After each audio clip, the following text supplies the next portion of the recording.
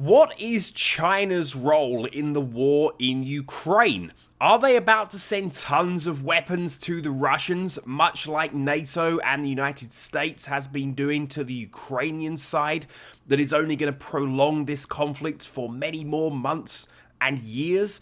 Or should we take a serious look at the peace plan that China has offered?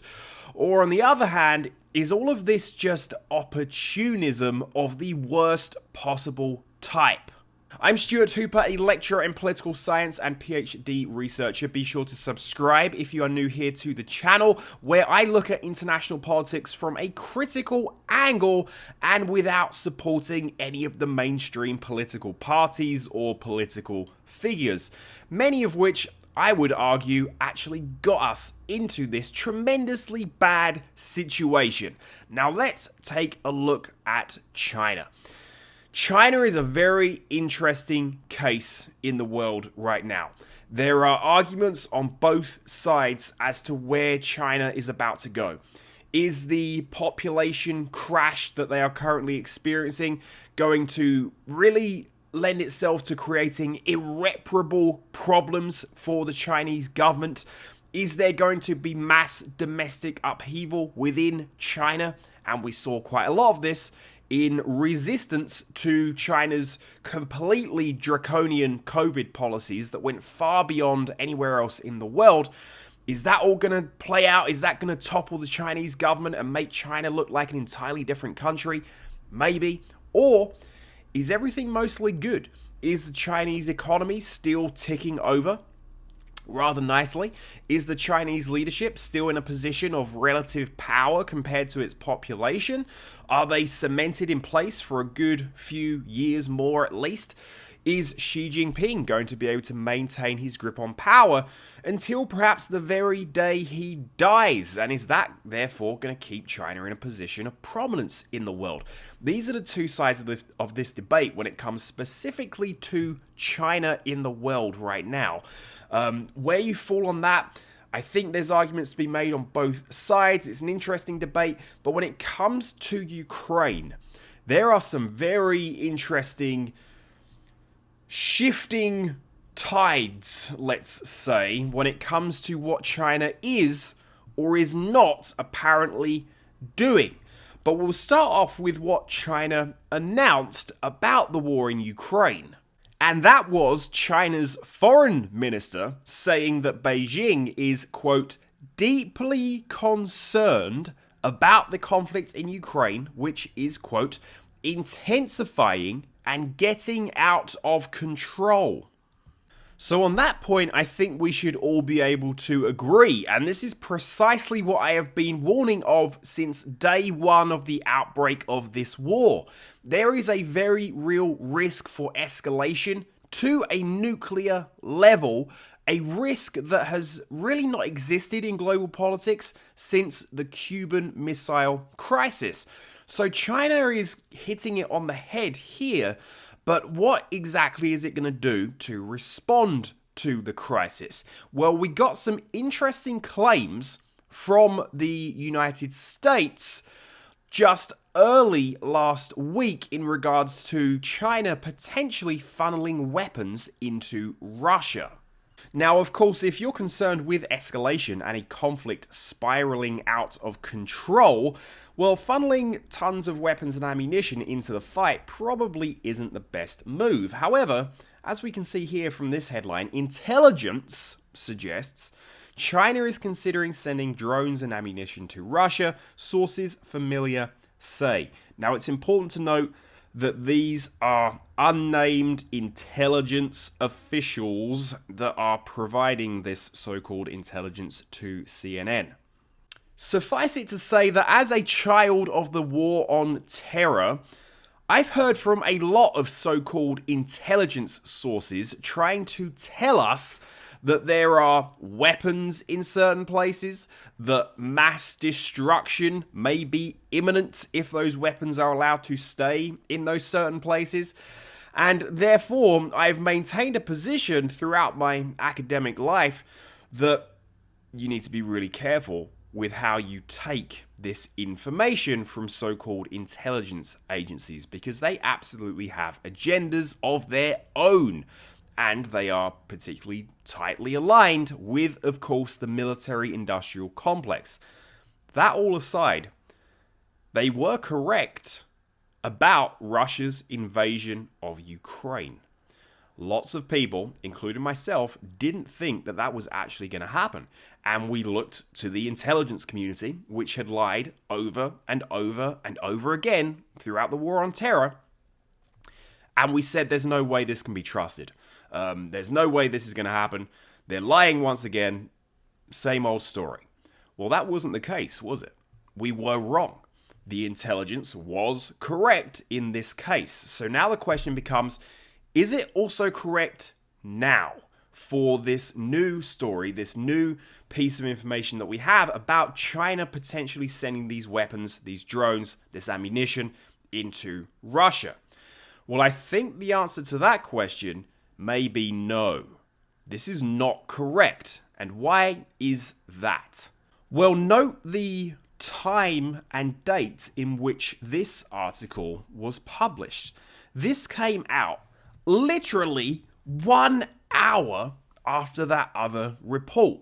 So 1 hour after the American intelligence community is telling us China is about to escalate the conflict in favor of Russia, we have China calling for a Russia-Ukraine ceasefire, as of course its claims to neutrality are being questioned, and we'll come back to that in a second. But this is very interesting.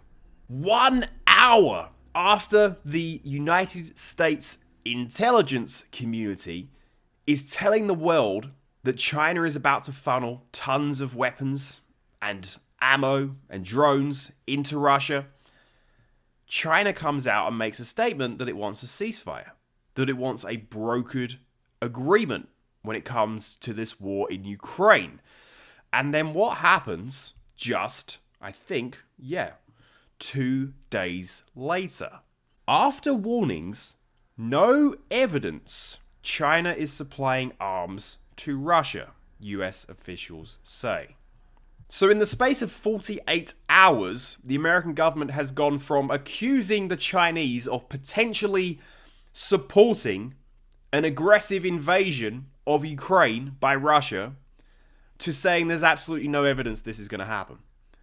What the hell is going on here? Well, I think we have a few explanations.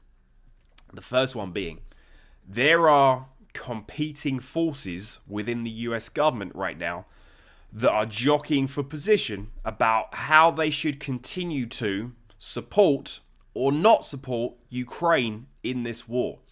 I think when we have this complete 180 in a matter of hours from one extreme to another, this is evidence that there is not agreement within the American government, within the most elite circles at the very tip top of the American government hierarchy. There's not agreement on what to do next when it comes to Ukraine.